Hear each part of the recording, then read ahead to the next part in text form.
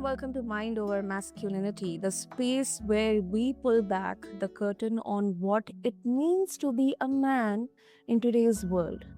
We talk strength, but we also talk shame. We talk truth, even when it's uncomfortable.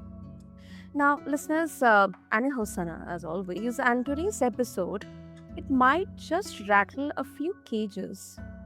We are talking a bit about alleged credit card debt, but yes, the kind that's been weighing down men for decades and overall men's mental health, the silent struggles of men.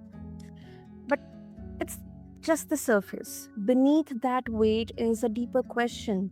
What are men carrying that they never were meant to hold? And listeners, my guest, he has fought the system, exposed the loopholes, and paid the price with his mental health. But he's back, more grounded, more honest, and ready to talk about what the Western world never taught men: how to feel, how to fall, and how to get back up without hiding behind a suit of silence. Listeners, meet my guest, Tommy Kilpatrick. Tommy, welcome to the show. Thank you very much for having me. I'm looking forward to it.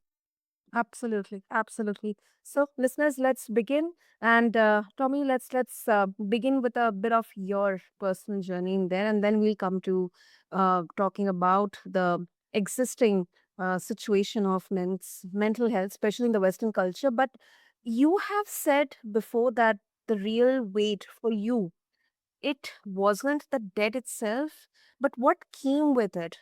So, what does emotional debt look like for men in Western culture today? Okay. Um, for the well, I'm trying to think of how to answer your question and how best to explain it. Well, I've maybe just talk about a history. I was married for 20 years, and the wife said, "Get out and take the dog with you," and that was the best thing that happened to me. I took on a vow of poverty and was homeless on choice, so I wanted to feel what it was like. And I experienced that for the last 12 years in America. And it was not a great situation, let me tell you that. It's difficult being a man when the whole society is actually against you and they actually were kind of like a ghost. We're not even seen. So it was quite an experience. And I have moved to the Philippines, and the life is much different here. The female look at me as attractive, which is nice. And so I have found a fiance, and the family is fantastic and loves me, and I love their family. So that's why I came here for is that's why the Filipinos are so happy is they have family. And that's why I didn't have in America. It just blew up. And so I'm not like any other average guy out there who has been estranged from their family and was searching for some love back in their life. So that's where I'm at here in the Philippines. That's really, really good to hear, Tommy. Really good to hear. And yes, I also absolutely agree that although we should strive for an individual identity, but at the same time, a family and the connection with our loved ones, the belongingness, and then the love and the warmth, the care, that I have someone who cares for me, whether it's your family or partner. I think it's a very essential aspect of, not only the men but the women as well. But if we look at the current scenario, at the current situation, then of course for men it's absolutely vital. And uh, uh, you were betrayed by lawyers, you were crushed by the system, um, and then you stepped away for almost 10 years. So in that time, how did you personally deal with the mental fallout? I mean, um, what feelings were there within you, and what did healing actually look like for you? Yes, right from the beginning, you get your anger and your depression, and you go through all the different emotions and things. At first, was it surprise? No, you kind of see it on the wall of the writing, but then when you have to walk away, and I chose to walk away from all my possessions and to put everything in a backpack and just have the minimalist lifestyle.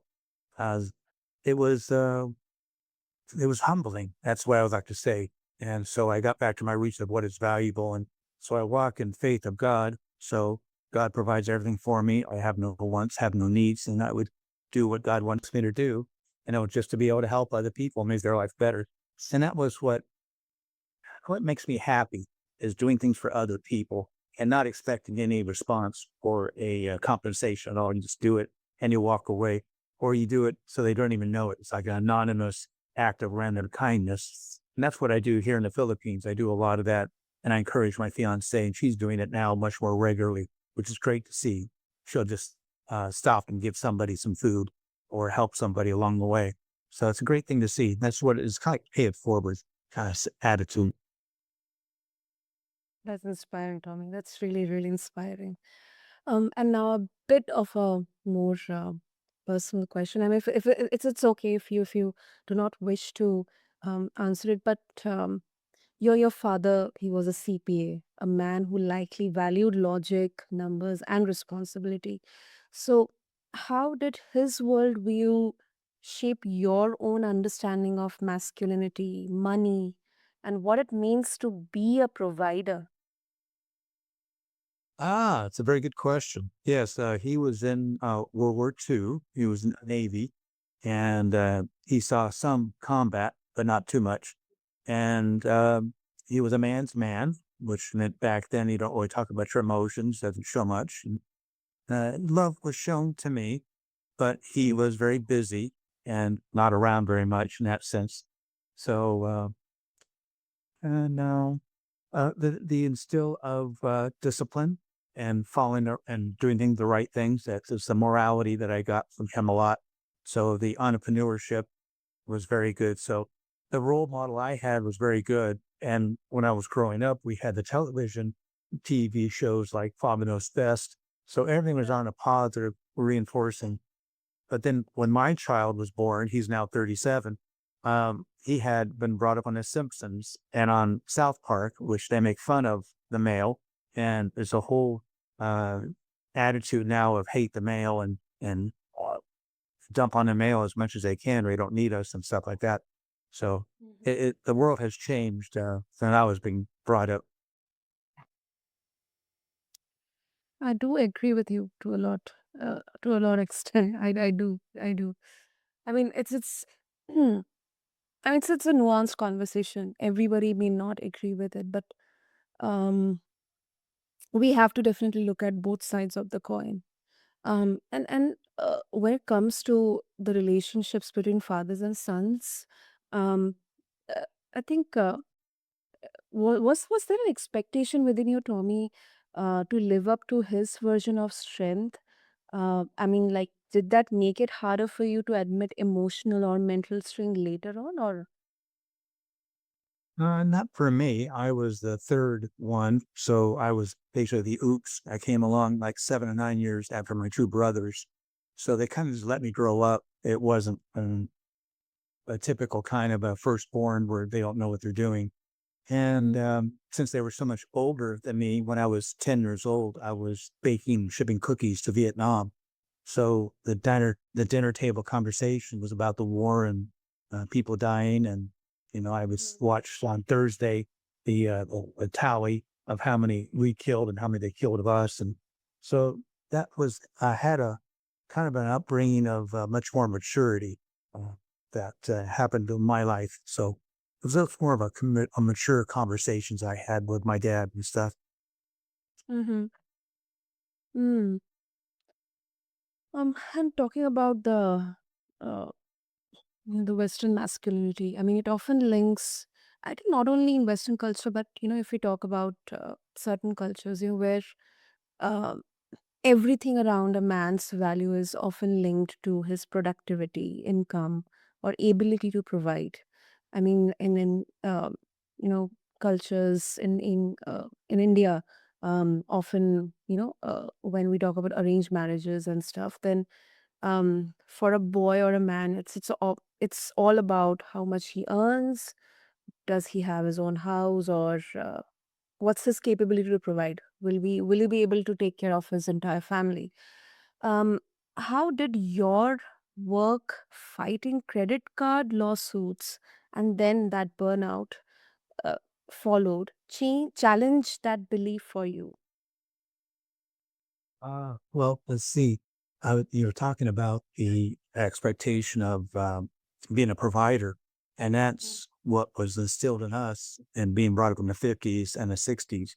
But then when the feminist revolution happened, and the other side of the two is in 1965, President Johnson signed the legislation of the Great Society, which paid women money if there was no man in the house. So there was a concerted effort to destroy the family. And it destroyed the black family that Jim Crow, slavery couldn't do. They did it in a stroke of a pen. And so ever since 1965, so for about 60 years now, we've had women raising little boys to be little girls. That's all a woman knows how to raise somebody to be. And so we have this feminization of the men. The other thing too is when you're a provider, we used to be able to provide, and there's a website called let's see, what is it? In Gold, um, and it's a website that measures different things in a matter of gold. And when you look at wages, it peaked in the United States in 1970, and right now is like one seventh of the wages that a person would make back in 1970.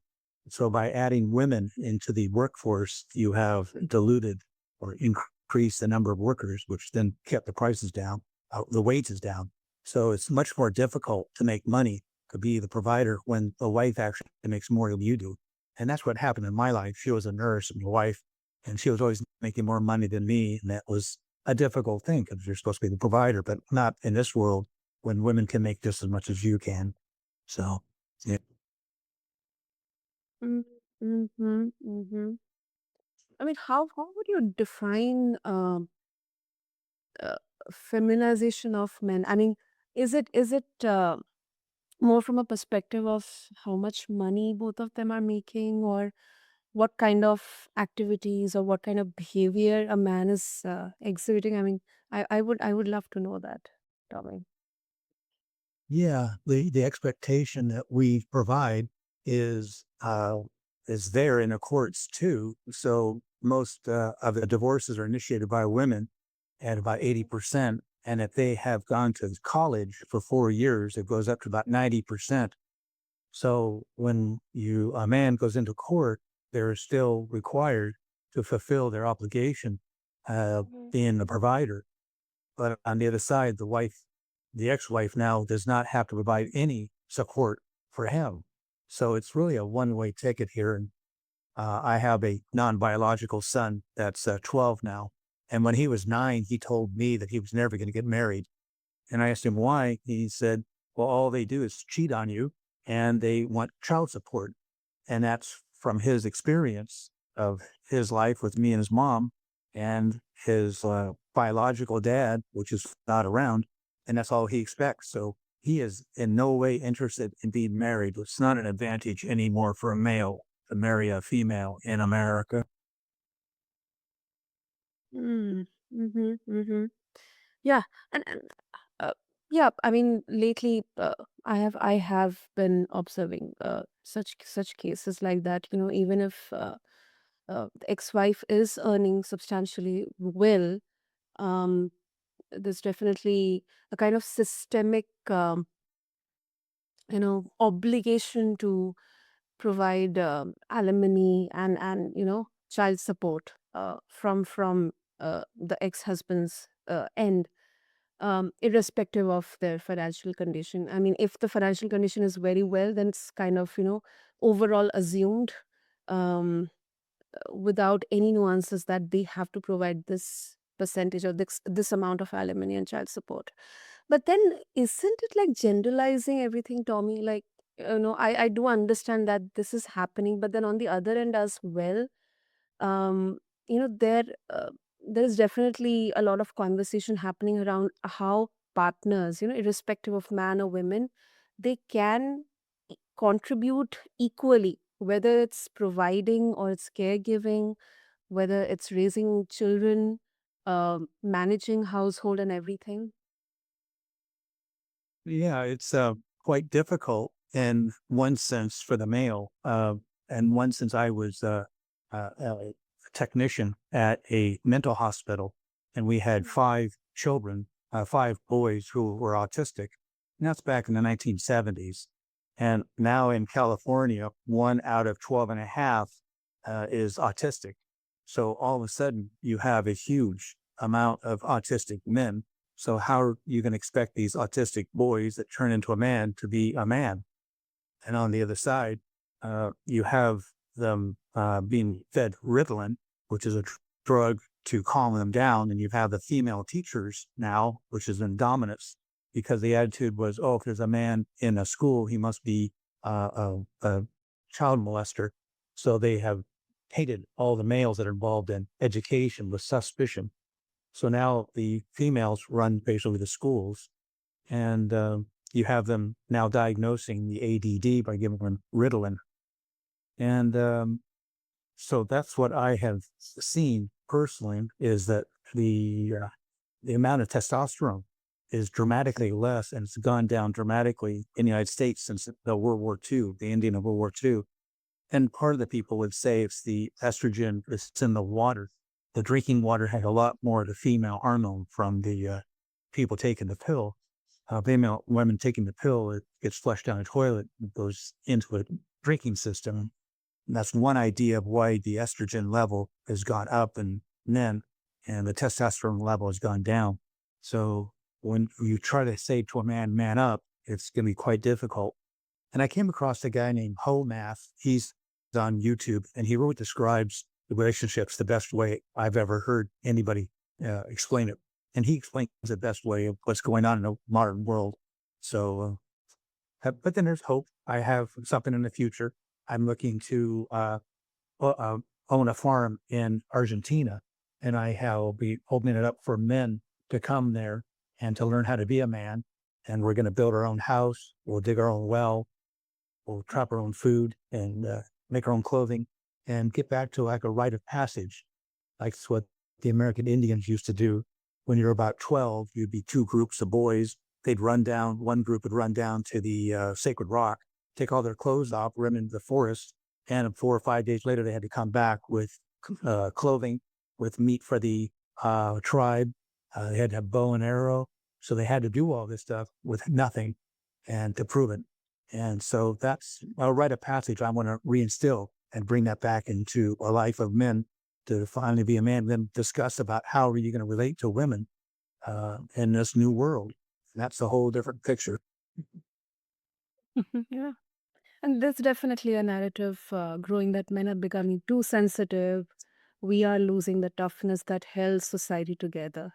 Um, and before we wrap up, Tommy, I mean that's really a very interesting project that you are going to lead on. But how would you respond to people who say that men talking about mental health is a sign of weakness, not evolution?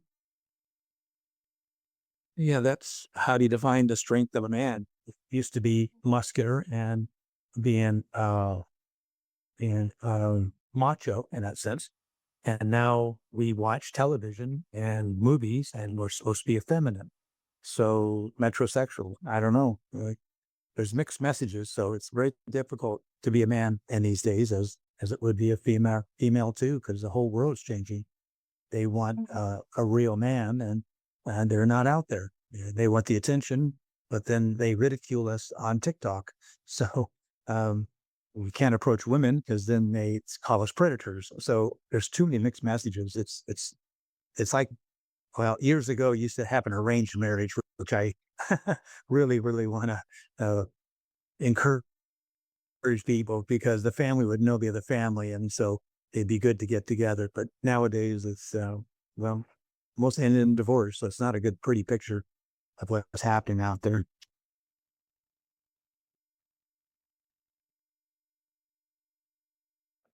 Hmm. Right. Uh, is there still a space for grit, stoicism, and traditional strength in this new conversation about male mental wellness, Tommy? Do you see any hope in there? Yeah. Um, To be optimistic, that's why I came here to the Philippines, because I found that the women in America are feminist, and that means they have a female body, but well, they have a mind of a male, but they have a body of a female. And I came here to find a feminist, and that's what you'll find the women here in the Philippines is they're happy and they're devoted to the man who provides. So I provide, I do my part, and she does her part, and we have a great relationship. So I'd encourage the men to consider coming here, and the dollar goes a long way. So I've been able to live here for sometimes $100 a month, and other times for $600 a month. But there's a lot of opportunities here for you to have a good life here. Hmm. Okay. So, Tommy, before we conclude this interesting conversation, if our listeners they would like to connect with you, especially all the men out there, what would be the best way? Oh, just find me on Facebook. It's Tommy A. Kilpatrick, and that'll be in the show notes. So just contact me that way. You can chat and see where you're at and what's up with your life. I'd be happy to help you. Awesome, awesome. I'll make sure to have all the details in the show notes. And Tommy, thank you so much for sharing your views, your insights, along with your lived experiences as well around masculinity, mental health, and how it has been perceived and how hopeful we all are towards it. So thank you so much. Thank you. So, to all the listeners out there, thank you so much for tuning into Mind Over Masculinity. Until then, this is your host, Sana. Keep digging, keep asking, and most of all, keep feeling. Thank you.